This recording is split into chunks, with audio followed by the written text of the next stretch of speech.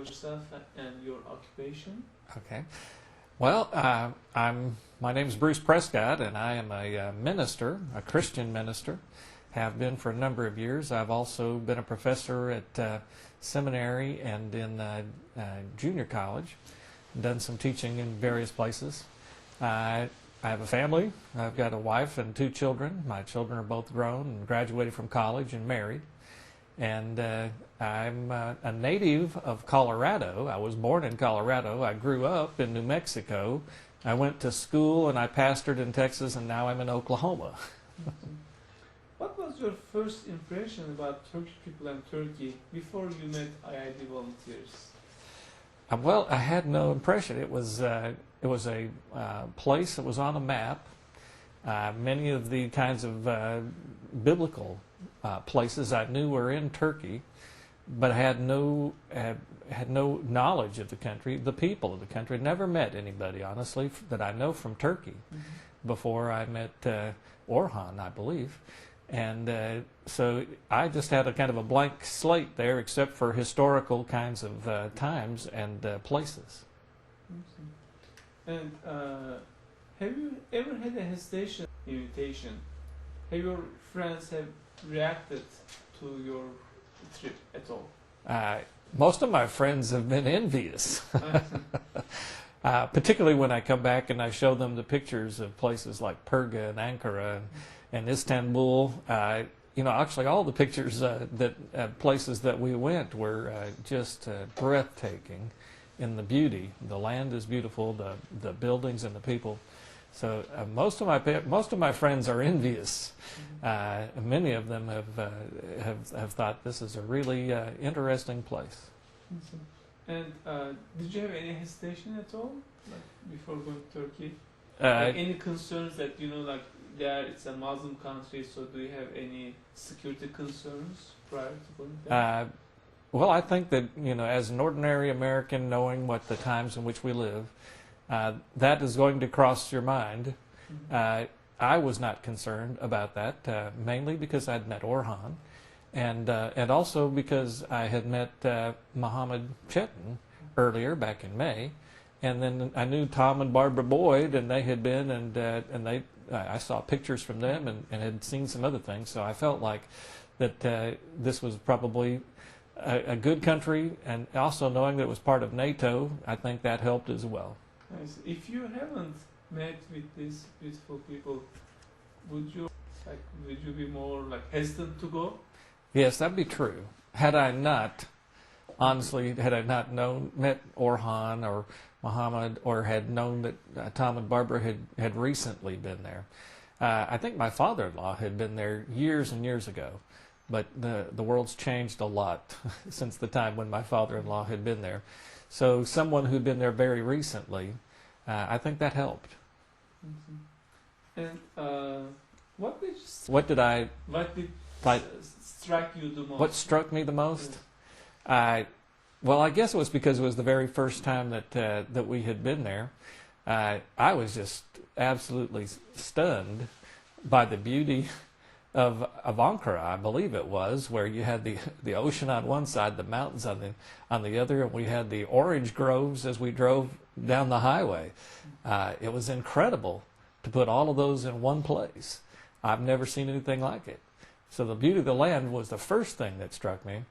And then once you got to Istanbul and went to the Hagia Sophia and to the Blue Mosque, which I had seen in pictures, that was incredible as well.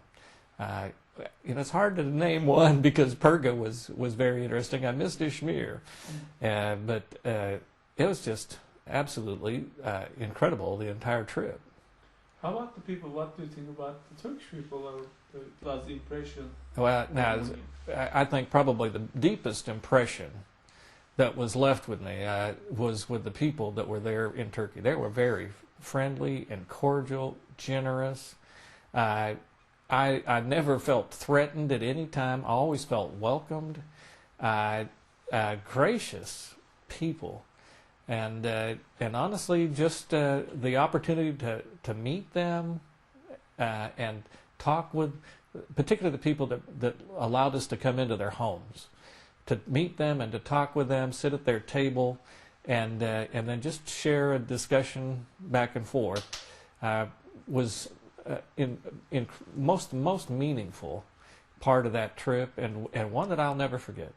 What did you feel when you share food with the host families? When you sit with them, what are the things that affect you the most, and what was your personal feelings about that? Well, it was just the opportunity to meet people that were Muslims who expressed a genuine faith and spirituality. There was no hostility whatsoever. There was this concern to have dialogue, understanding between people, to share deeply the regard that we have for one another, and to compare faiths.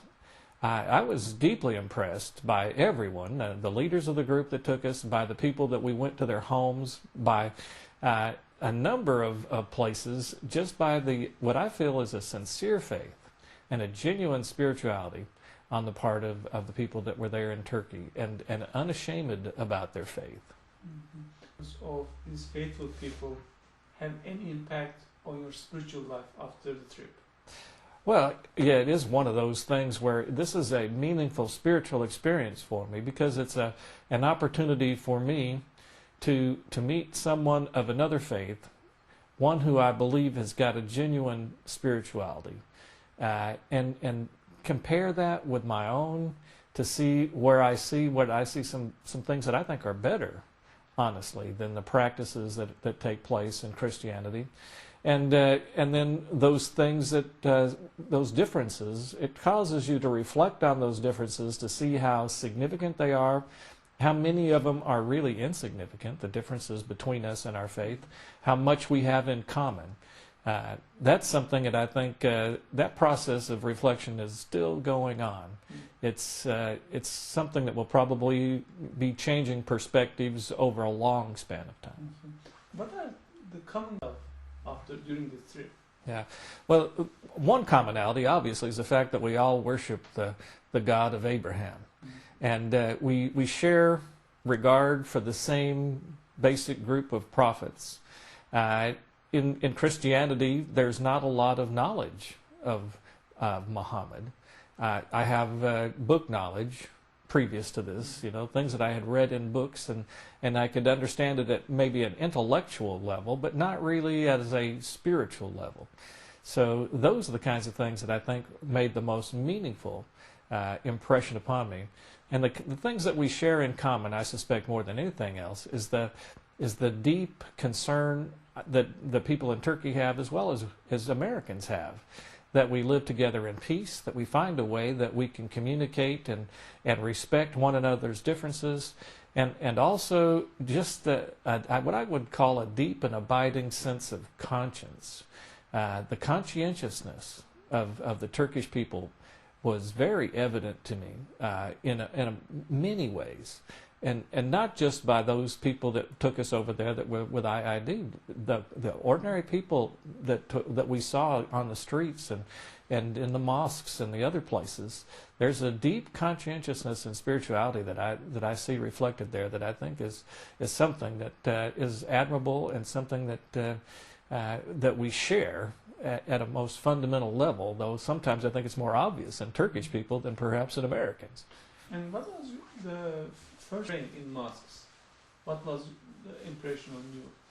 Well, my biggest impression there was the equality of the races. If there's a real downfall of American Christianity, it's not all Christianity, it's American Christianity, is that we're so segregated ethnically. Many times we're maybe segregated in terms of class. In our churches, but a lot of times you see that there are Hispanic churches, and there are Asian churches, and there are Anglo churches and African American churches. Rarely do we have an opportunity where we see all the people of different ethnic groups and races together in one place, worshiping together and united, and that's common. I think that's the most striking thing, the most common thing about the worship that's inside the mosques.